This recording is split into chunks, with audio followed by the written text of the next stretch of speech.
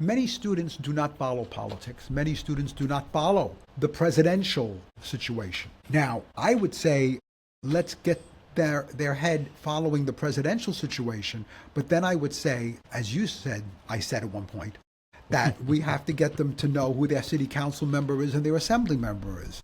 You probably will never meet Donald Trump or Barack Obama or anyone at the presidential level, but you're going to meet your council member, your assembly member. You can walk into their offices with a complaint. You can email them and get a response. They're in your neighborhood, and they can resolve your problems. The president is not going to resolve what's going on your block, in your neighborhood. Your council member, assembly member, and state senator will. So I do think that people have to know who their elected officials are, where their community board is, their borough president. I think because those people are more likely to respond. So I would want them. Now, how do we do this? Well, that's why I'm here at Queens College, and that's why we have civic engagement people in the borough president's office and other places who deal with these matters. But I think that with social media today, there's really no excuse why people can't. The reels just keep coming and keep coming. There's no excuse. Find out who your council member is and reach out and join them on Instagram. Find out who your assembly member is, go on their Instagram page. TikTok, I don't even know if they have TikTok, but they have Instagram for sure. Find out your elected representatives and connect with them on Instagram, and they produce almost daily product for you to see what they're doing and problems that they're resolving. And they may be the way, if it's a city problem, you go to your borough president, city council member, or your community board. If it's a state problem, you go to your state assembly member or your state senator. And if it's a federal matter, you go to your Congress member. So I just think understanding that is elementary, and then you take it from there. Okay. Because that's one of the things that a lot of people have raised questions about, especially people in Gen Z. They don't necessarily understand how to get involved civically.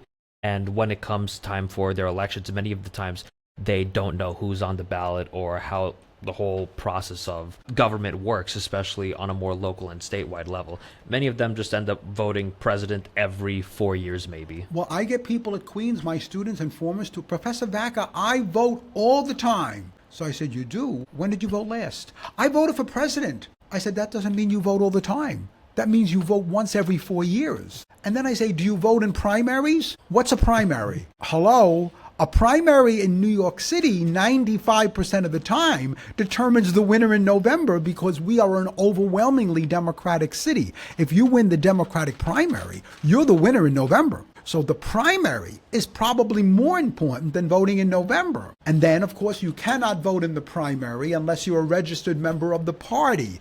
So that's New York law, not true in other states.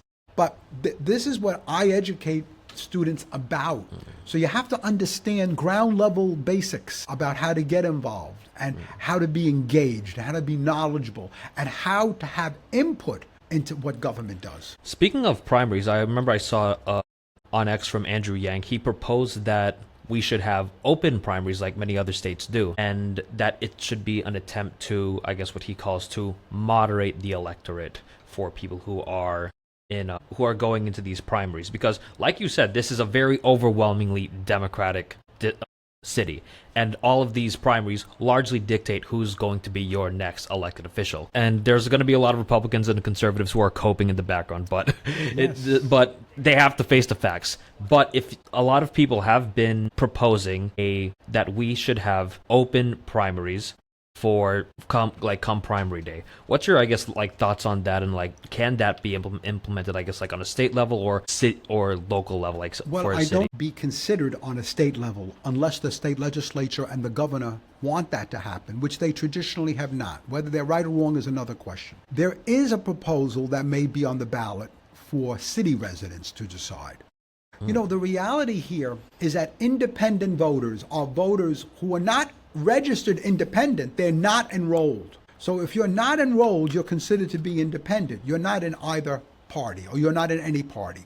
Because don't forget, in New York State, New York City, we have the Conservative Party, the Working Families Party, Republican, and Democrat. So if you're not enrolled, you're not enrolled in any of those. I think there's a case to be made for independents who are not enrolled in either party to be able to vote in a party primary. Up to date, and we have over 1 million independents in New York City. There are more independents in New York City, not enrolled, than there are Republicans. So you can make a case intellectually that those independents are disenfranchised. They don't have the right to vote in primaries. The right that people are saying they should have would be to vote in the Republican or the Democratic primary, whatever they choose on primary day. I do think, though, that some people are going overboard with this. I think that many people would question whether Republicans can vote in a Democratic primary.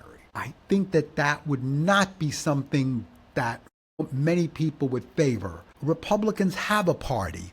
Working families have a party. Conservatives have a party. The independents are in no party. So from the point of disenfranchisement, I think there is a case to be made for that group. But the proposals I've seen would involve the Republicans coming into a Democratic primary, or possibly Democrats going into a Republican primary. I don't think that is realistic as something that will pass.